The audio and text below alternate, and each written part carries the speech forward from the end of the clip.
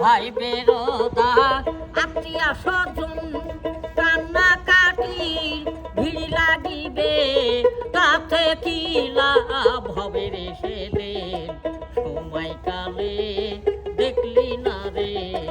অসময় কেন কাঁদরে তোমরা, বড় বড় আল্লাহর কালেমা কবরেতে পাবে সান্ত্বনা তাই।